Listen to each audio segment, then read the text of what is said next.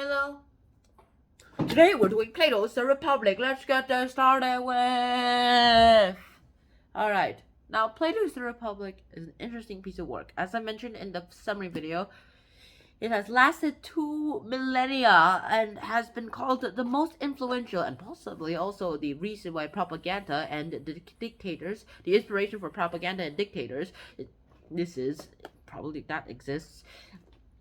And it's also been called the best and one of the most interesting and most influential political theory books in all of history. I mean, it's lasted 2 millennia, so of course it's one of the most interesting and most influential political theory books, technically dialogues of all history. Now, if you want to learn more about what's inside this book, go ahead and watch my summary video.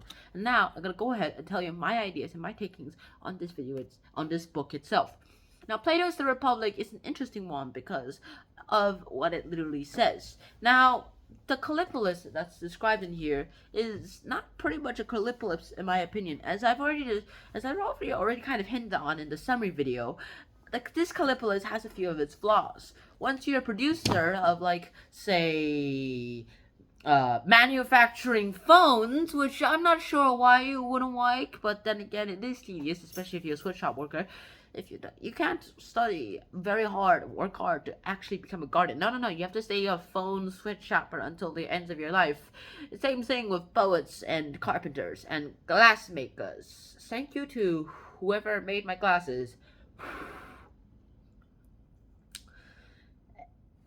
That's the first downside that I actually see in this Callipolis. The second downside is the mass censorship I see in this. The education system in this Callipolis has been described as the place to go ahead and okay, I'm gonna have to admit here, this mass censorship is actually part of the auxiliaries training and technically the producers training too.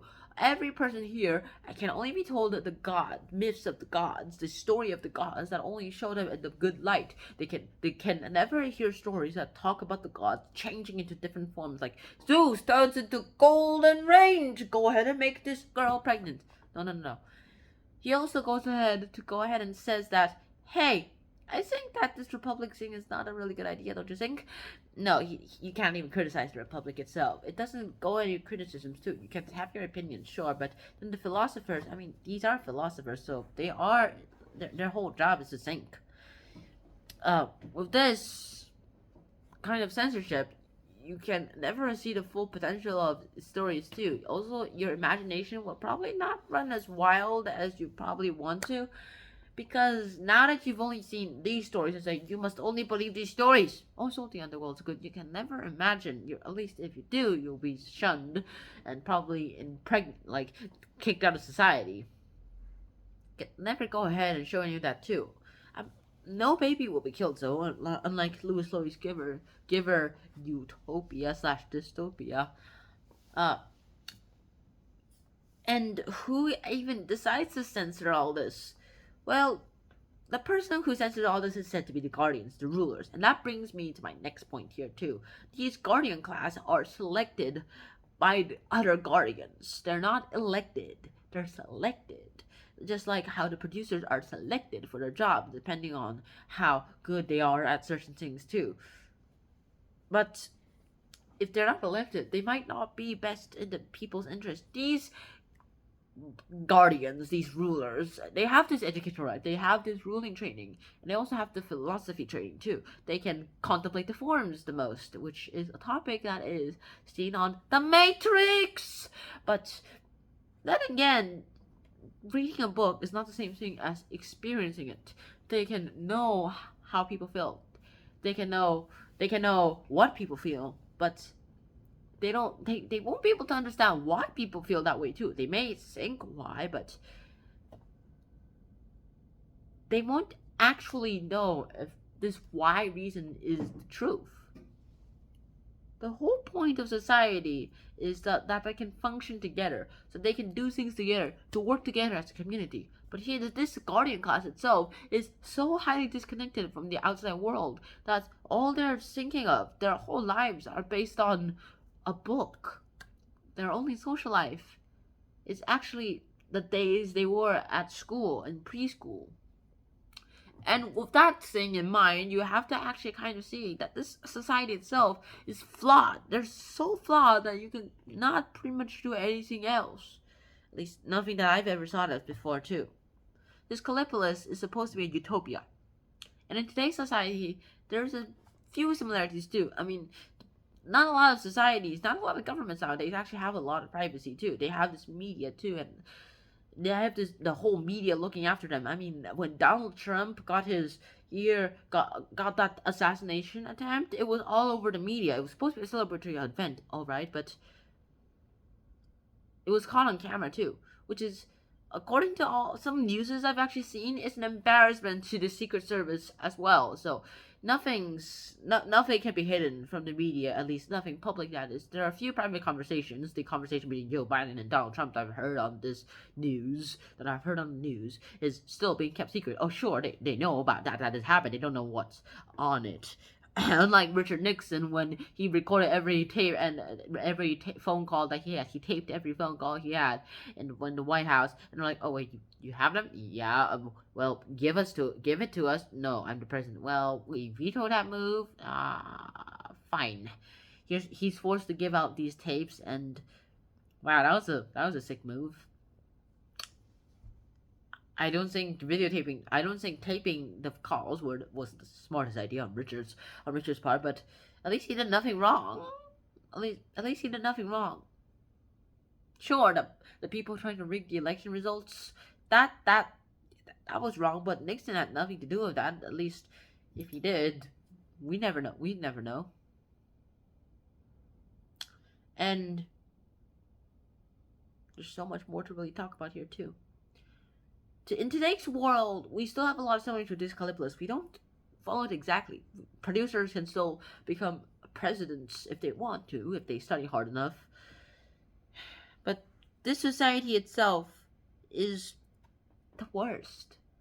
And one question that I have, and I've read this book back to front and front to back and back to front, and I haven't seen an answer to this. When the society starts off in its first generation, who chooses the producers? Who chooses the guardians? And who chooses the auxiliaries? I mean, they've got to hire the auxiliaries first, but they hire the producers, but how come they get to choose who the guardians are? So who chooses who the first guardians are, and how do they know that those guardians are going to be the best? How do I know those guardians will become the most corrupt versions that they can be? That's my only question on this book, and that has never been answered. And right now, my only answer to this is that there's this someone, I mean, I'm taking this from The Giver, the Lewis Lowry's Giver book. There's just one person that's a little bit higher than the guardians, and that person, well, sure, he can't own private property either, but at least he doesn't live in a crowded place like the guardians do. He gets to choose the whole place. However, he has to be given the right qualifications too.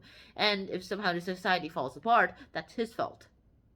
He's like a messiah to the Callipolis, except not so religious.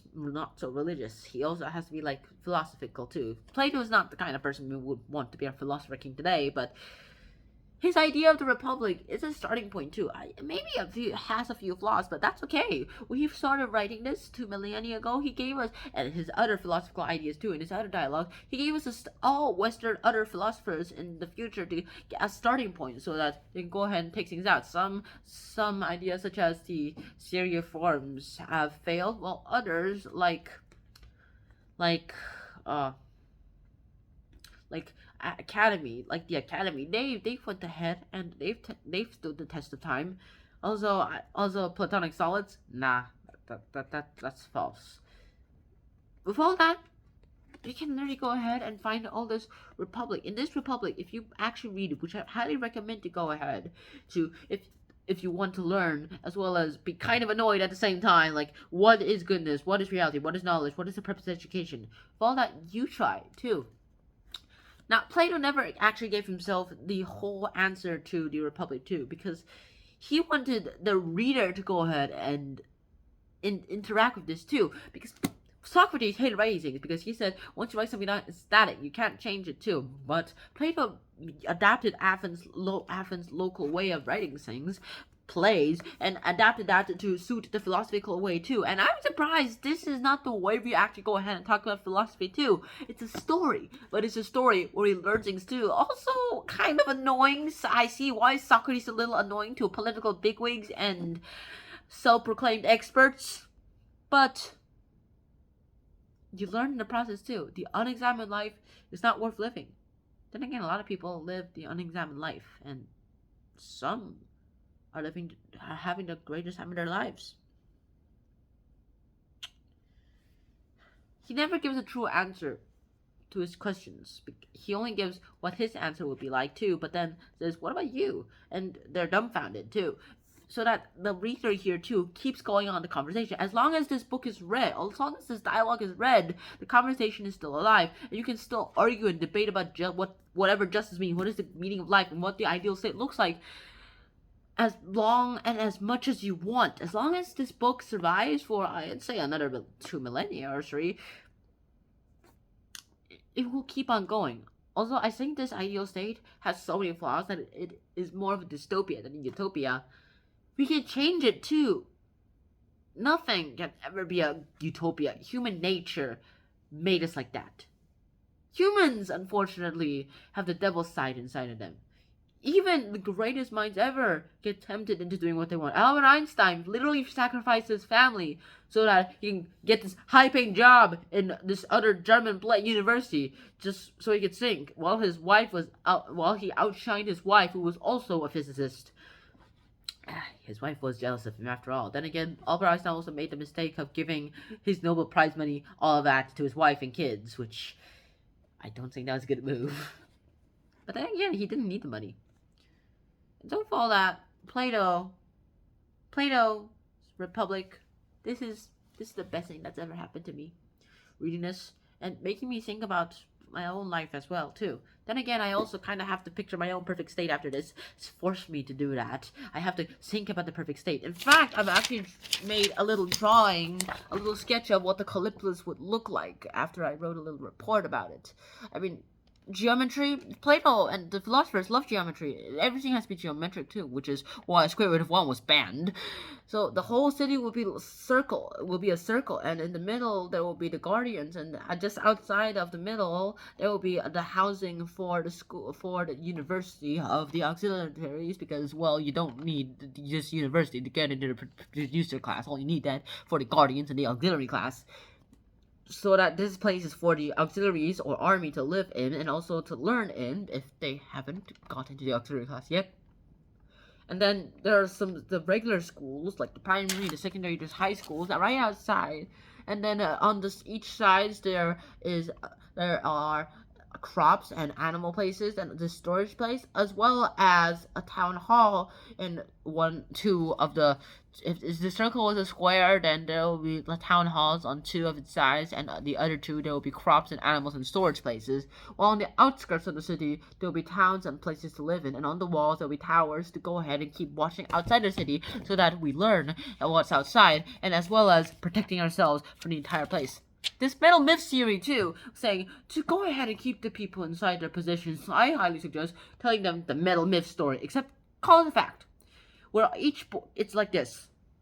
We're all born with a gold mix, a silver mix, or a bronze or iron mix in our souls. And if you have a gold mix, you'll be in the ruling class.